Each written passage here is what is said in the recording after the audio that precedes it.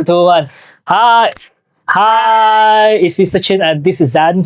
Hi. Sup? My ex-student, Yeah. by the way. Yes. So today we're going to talk for 1 hour non-stop. Yeah. Oh. Welcome to Welcome to our episode first podcast. Yeah. Yeah, hopefully we make it. Yay! Yay! Okay. So, topic today. Topic today. I don't know, bro. What's my topic today? What's the So today we're gonna talk about like everything from school then to graduation. I think. Oh, this is my ex-student, by the way. So she already graduated last time from international school.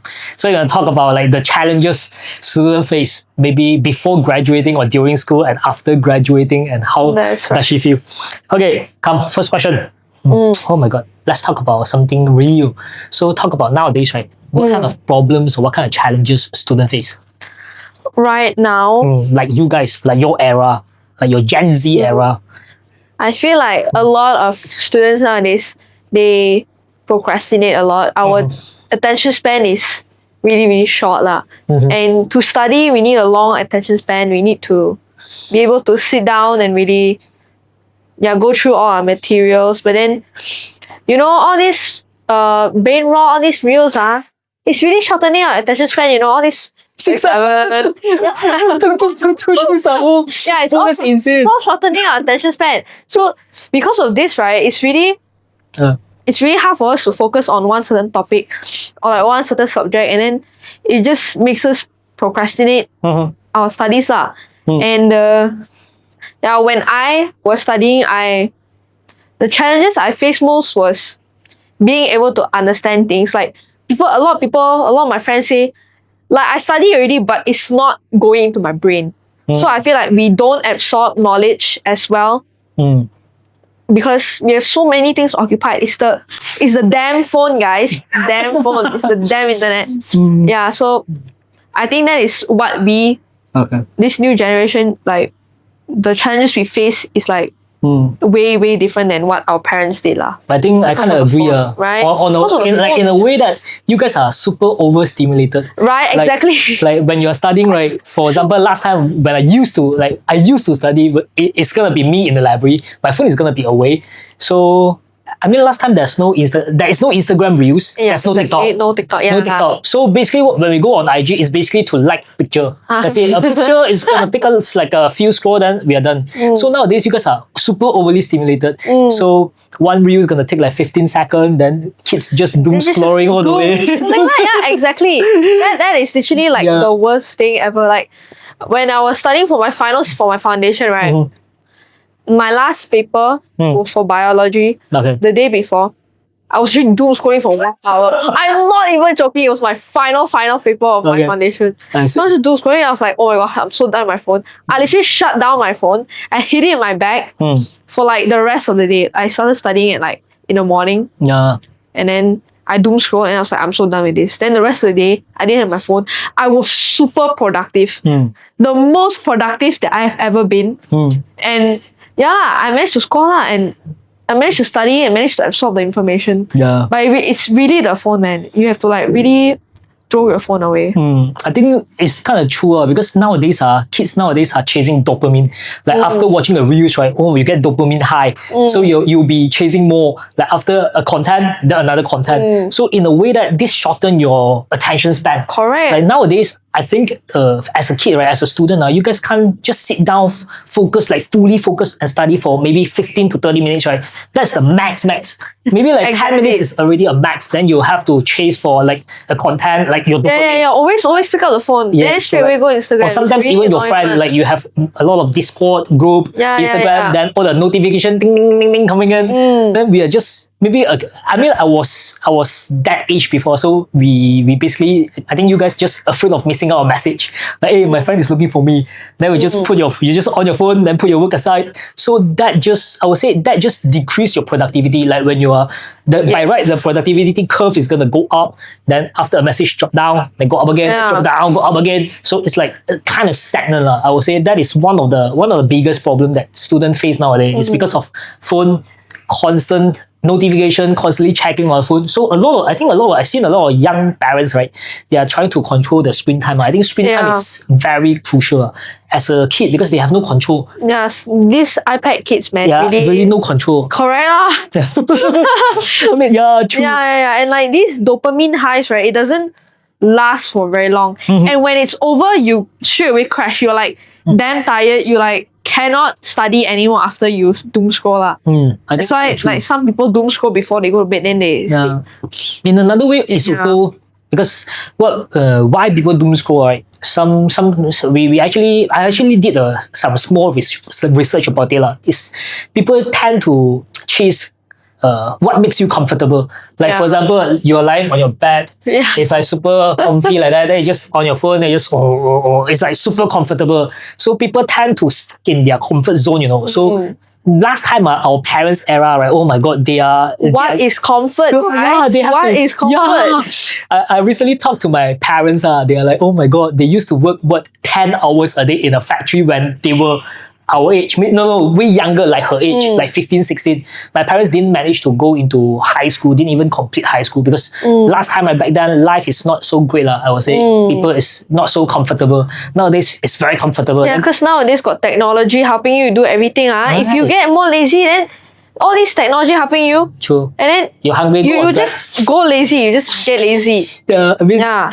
Technology, man. Okay, so a lot. I think that is what makes I would say a generation difference. So back then, right, my parents' generation is the way they will grit through everything, really grit through everything, all types of problems thrown to them, right? They just find their way to navigate through because after all, right, it's survival. Last time it's always about survival. Nowadays, I think you guys are very privileged. Yeah, very chill. Yeah, very chill, just enjoying whatever has already built for you guys. Yeah, exactly. Right? So I think comfortable is kind of a trap. It's a trap. So sometimes you really have to achieve more, right? Really have to make a small stretch to stretch beyond your comfort zone a little bit more, do a bit more, or try new things.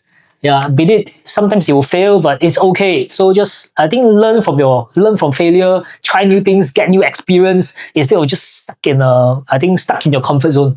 Yeah, one of my friends told me if you stay comfortable, you cannot grow.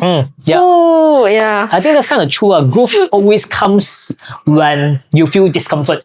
Like for example, when I go to the gym, oh my god, weight is like killing me. Yeah, it's like never comfortable. Lifting the weight is never comfortable. But to grow, I have to go through all the grind. So I think that is kind of smart to grow, right? Definitely, there is get out of your comfort zone. Get out of your comfort zone. Must get out.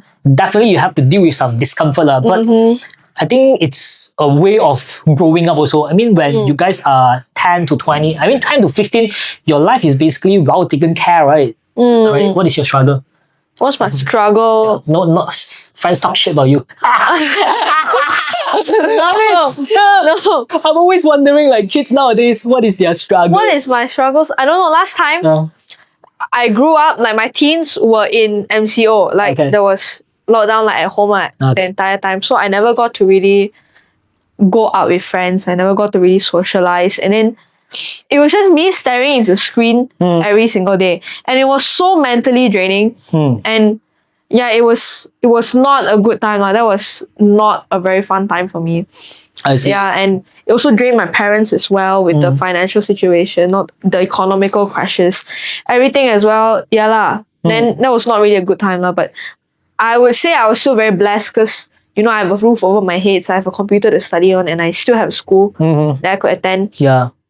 True. But yeah, like during the MCO time, it was just super mentally draining. It was so bad. Hanta virus cannot spread. I do not want another MCO. I do not want another pandemic. Please. No Hanta virus. I want to go out. I think you mentioned a very good point. One of the point that I think is pretty strong. It's social life. I think students really need a social life. Correct. Like when student is at home, right?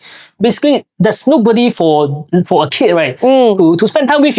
If you talk to the parents, you just feel like a generation gap. They really do not understand, like, what the hell you guys are struggling. They cannot relate. Maybe your friends can relate better to you guys. I think social life for a friend, right? For a youngsters, right, is very important because I deeply believe, right, the person that you spend the most time with is gonna shape you. Correct, definitely correct. gonna Yeah, shape yeah, you. Yeah. So let's say if you don't spend time with anyone, basically you it's quite hard for a kid to find their own identity. I mean, it will come to you, but it's pretty slow. But with friends, right, you get to discover more. They will just bring you to gym lah, to like some sport activity. Yeah, I see that through my brother also. Like he goes out every day until very late at night. And I would say that it's good for him to go out and socialize and make new friends and, you know, go out lah. But to a certain point, he comes out very late. And it's like every day, you know, he treats this house like my home as a hotel. Yeah, exactly. I knew it. I knew that kind of feeling. Okay. So you need to socialize with a boundary lah. You have to understand your own personal space as well. You need to have some time alone to figure yourself out. True. Because you cannot let other people define you. You have to define yourself. Yeah. Yeah. I mean, that's very true. You cannot let other people define you. But that is a skill set. Speaking about skill set, one of the topic, right, that I really want to talk about is something that school doesn't really teach you, but it's damn important in a society. I think school in terms of like my year and their year, right? Something that school has been doing all the way is delivering content. Like chemistry, you do chapter 1 to 13, like you learn about organic chemistry, that is like repeated for many generations. But you know, every generation, I would say 5 years, that's like every 5 years, right? Kids just change, you know, totally different type of human being came out. That school is not equipped. I mean, like some school is really doing a good job, but some of the school's teacher is just repeating like chapter 1 to 13, chapter 1 to 13. So what about you? Think about a very important skill set that school doesn't really teach you. Okay, one thing that school didn't teach me and one thing that VBAS taught me is that, VBAS, Mr. Chin. Let's go. Yeah. Okay, the way that the teachers interact with students, right? He made it more like very engaging to the point where whatever we do, it's very memorable. Yeah, so we are able to understand how to answer questions. Like there are methods that he would teach me, like how to answer questions, like what are the common questions that will come out and how to answer those questions. And I feel like the schools, the teachers, they just go through the syllabus. They don't give us like tips. They don't give us how to answer questions, what kind of questions are going to come out and how to answer them lah. And I feel like IGCSE, SPM, all of the questions are pretty repeated lah. That's a trend. Yeah, there's a trend. It's a trend. So like if once you find that trend, it's very easy to score. It's very easy to answer the questions. And that's where I learned from VBAS lah. And another thing is social skills law. I feel like the schools never teach social skills. This one, you really must learn on yourself. Yeah, I think social skill is my key takeaway is also a social skill. Because when so recently something that really hits me, right, is one of my students just recently passed away.